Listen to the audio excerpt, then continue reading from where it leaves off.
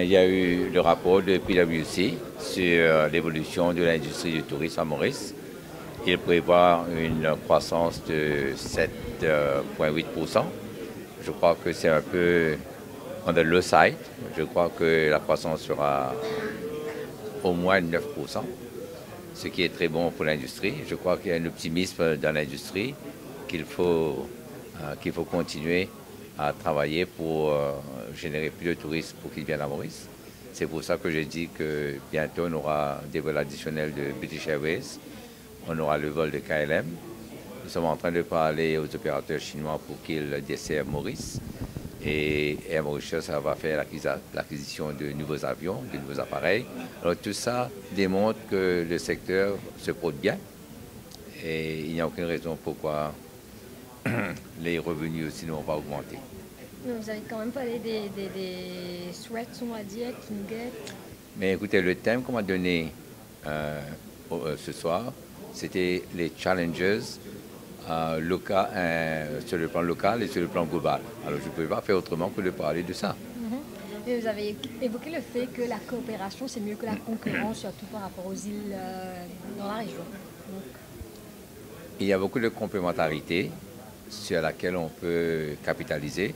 Alors mon appel, c'est de travailler ensemble pour qu'on ne dépense pas les ressources que nous avons en essayant d'accaparer la même partie du marché. Je crois qu'il y a pour tout le monde et avec une coopération, je crois qu'on pourra faire beaucoup mieux. Mais sinon, le rapport, il y a 5 pays qui font partie de ce rapport. Et normalement, il y a ces pays qui font face à des difficultés comme, des problèmes, on va dire. Il y a le terrorisme, il y a un pays qui a été affecté par l'Ebola et autres. Lorsque Maurice se compare on se compare à des pays qui ont déjà des problèmes, et disons, si on se compare aux Maldives ou aux Seychelles, alors quel est un peu le constat? Écoutez, le produit Seychelles, le produit Maldives, c'est presque la même chose que Maurice. Mais Maurice a quand même le grand avantage d'avoir beaucoup plus d'activités, une population beaucoup plus diversifiée, une culture beaucoup plus riche. Et c'est ce qu'on veut faire connaître aux touristes. Quelqu'un qui vient à Maurice vient pour découvrir une miniature Nations Unies. Mais sinon, quand une croissance à 2 chiffres. Et cette année?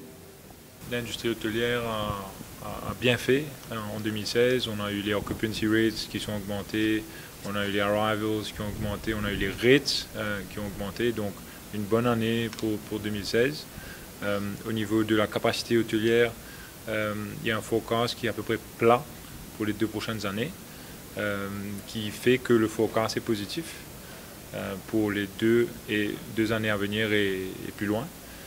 Donc tout ça, bien sûr, assume qu'il y a une sécurité qui est maintenue, que les marchés qui sont les marchés principaux de l'hôtellerie à Maurice continuent à croître, etc. Donc ça prend en compte toutes sortes de facteurs comme le GDP growth, etc. Donc des messages positifs, dépendant bien sûr de l'accès aérien aussi. Donc les challenges de l'industrie sont multiples.